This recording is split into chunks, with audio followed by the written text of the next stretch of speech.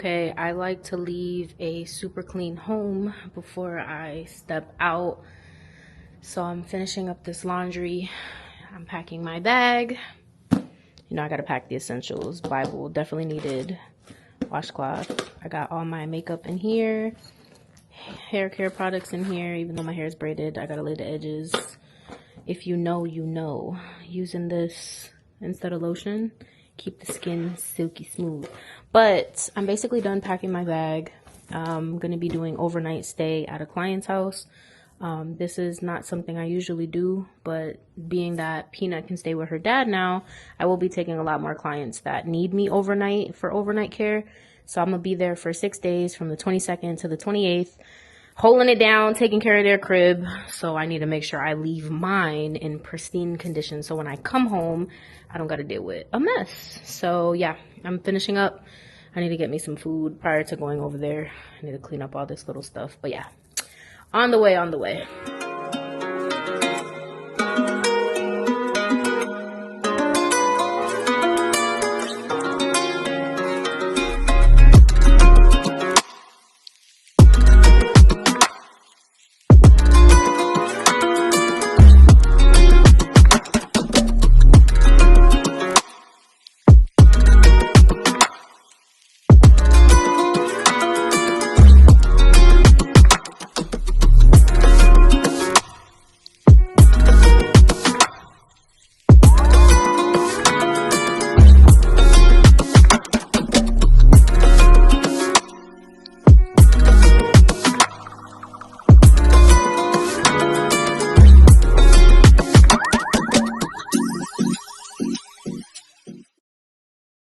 So the house is clean, my bags are packed.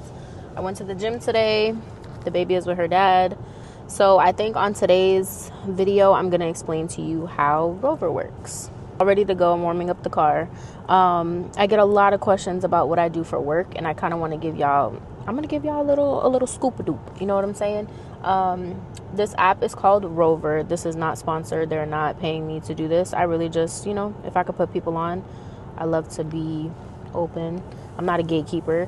If I have information that I feel like will help somebody, I'm quick to tell y'all this is what it is. Okay, so boom, check it out. I've been doing it for a little over 8 years now, on and off. You know, I did a little bit when I was active duty. I did it prior to the military. I've done it after.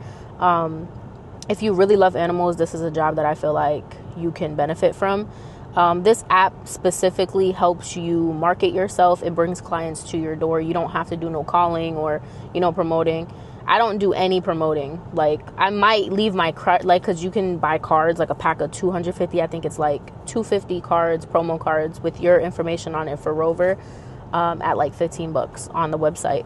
So I do leave my cards in certain places, you know, like at dog parks or at offices and stuff like that. But other than that, I'm not out here knocking on doors like, hey, let me babysit your house and babysit your dogs. And no, you don't really have to do that. It does it for you, but at the expense of per booking that you get, they do take a percentage out. I think it's like 10 or 20%, depending on where you live. I know California, it's way more. They take way more out. There's different services you can provide. I'm trying to explain to you guys what each thing is. So boarding is when the animal comes to your house, right?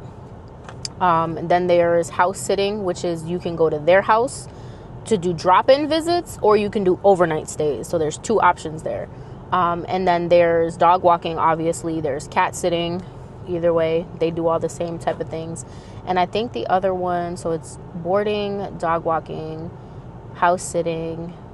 Oh, and dog daycare. That's when they drop the dog off or the pet off to your house and pick it up the same day. There's no overnight. Boarding is the overnight stay, right? Okay, cool. So once you figure out what service it is that they want and they're requesting from you, the next step is the meet and greet. Going back to what I was saying. So now the meet and greet, right? This is your chance to ask all the questions. Does this dog chew furniture? Is there anything I need to put up? These are the things I ask because I've done this for a long time, and I know what to ask to make sure my life isn't hell babysitting this animal and to make sure this animal is safe in the process. So do they bite?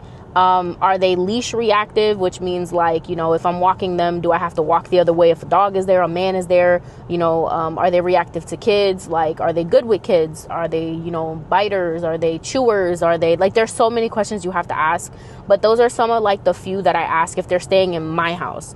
Now, if I'm going to their house, obviously it's a safety thing. You want to ask all the questions like, is there going to be anybody in and out the house while I'm staying here? I choose not to do overnight stays, just because, I don't know, safety, right?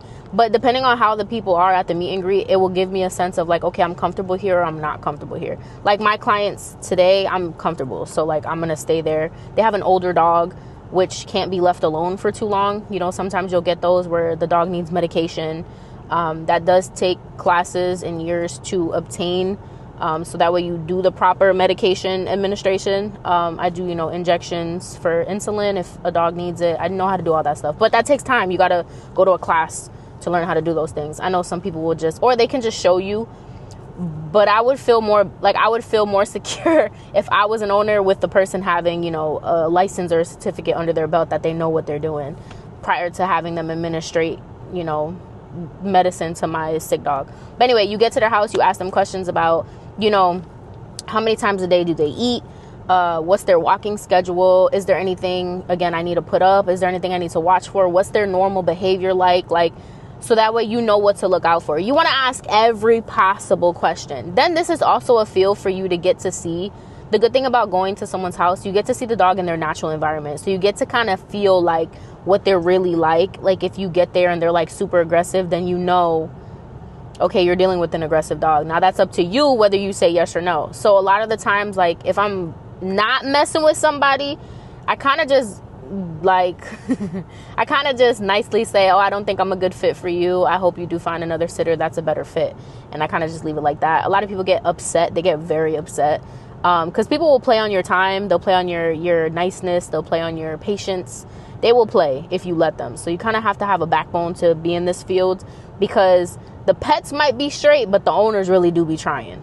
They be trying. I've had a handful of crazy situations, and we can go into that another time in another video of like my crazy Rover stories, where I've had owners really try me, like straight try me, call me out my name, all kinds of crazy stuff. Because you got to remember, like, you're not only dealing with the dog, you're dealing with the owner too. So, and some of these owners, you might not parent the way they parent. That's not your place to judge. It's just your place. Again, you're providing a service. They're paying you for it. So it's kind of like you kind of just got to do whatever it is they tell you to do. If they tell you, I want my dog walked every 2 hours on the hour, hey, you walking a dog every 2. So this is what I'm saying. Like in the meet and greet, if you feel like what they're asking for is too much for you, don't accept it. Like, not all money is good money. You feel me? Like, this is why this isn't my main source of income, because I'm not going to accept everything. Like, I've turned down a lot of people for a lot of reasons. Sometimes I turn down people because they don't respond. Like, you'll get on the app and somebody will say, hey, I want to book you. And then they don't respond. You go a whole day and it's just like, hello. So I'll archive the chat. I'm like, well, all right, you didn't respond. So I'm finna open my calendar back up for someone else to book. And they come back and they start cursing me out. Like, what? You could have just waited. I was going to book you. Well, if you were, you would have responded. Like, what? Don't be mad at me because you slacking. I'm trying to get this money.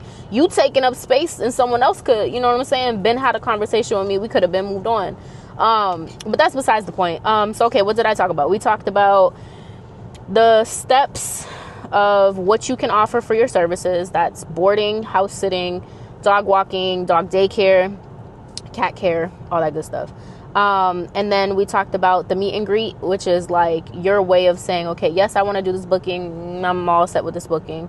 You're your own boss. You make your own schedule. It's very flexible. Like the do's and don'ts of caring for someone else's animal, and even being in someone else's house. Like, you got to think of it like this is their stuff, this is their pet, so you have to treat it with like the utmost respect. Even if that's not how you would do it, don't belittle, don't make, like, you're trying to build a good rapport with these people. You want them to trust you, you know what I'm saying? And they're trusting you in their space. They're trusting you with basically a family member. So like, you want to give it your best every single time. Do not half-ass. Do not do something lax. If they give you a list, usually they do print out like a paper. If they give you a list of things to do, follow that list to the T, okay? Because it will overall help you out in the end. I know I have great clients. I have great rapport with my clients. You know, I usually gravitate and pull really good people. Thank God, thank the Lord.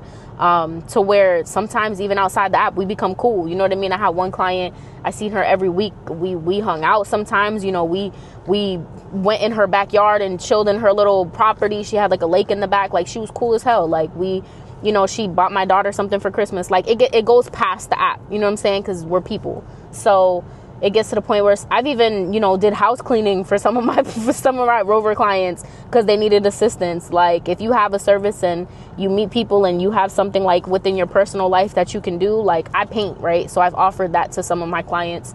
Sure enough, some of my clients have bought artwork off of me. Like, it goes past the app. And I think it's pretty cool to see like different dogs and different people from different backgrounds doing their thing, you know, and you're able to provide them a service. So yeah, the app is cool. You make pretty good money. Initially, you have to do like a background check. I think it's like $30. When I started, it was only like $20, probably like $40 now to do a background check. Cause you know, they want to be able to trust the people that they screen everybody before you're able to book with them. There's also, when I was saying the do's and don'ts, that's something you also want to check for. Like, if something feels sketchy and feels off in the conversation on the app, some people make fake profiles where they don't upload pictures of their dogs, and like, it just feels off. Just go with your gut when it comes to some of these folk, because I feel like some of these folk really do be making fake profiles to just, I don't know. I've seen some weird ones where like they were demanding me to go and stay overnight, and I'm like, I'm good, I don't do overnights. Well, I need you to be here at midnight then, and you can leave at 1 a.m. Like, you need to be here. I'm like, I don't do overnights. Midnight to 1 a.m. isn't overnight. Like, that, I'm not doing that. I've had, when I say it gets weird, it does. you kind of just gotta gauge it on like what you're comfortable with. I stay strapped up. That's how I'm finna say. I stay strapped up. Like, you ain't finna get me. Shit. Boom. So check it out. I am at my client's house. I got my instructions. I got everything that I need to give the dogs the proper care. So this is my instrucciones. This is medication for Nikki. These are the pups. That's Nikki. Hi, big baby. Bella. And Remy's crazy self, who's trying to get on top of the table to eat my Publix chicken. You can't have my chicken, Remy. You cannot have my chicken. He's a good boy. So these are the pups that I will be with for the next literally 6 days. So got my care instructions, feeding schedule, you know, house, potty breaks, all that good stuff. Food and all that stuff is good to go. We're going to have a good time. Right, Remy? Yes. We just had dinner. Nikki's old self. Look at him. Look at him. Jealous. Jealous. Jealous.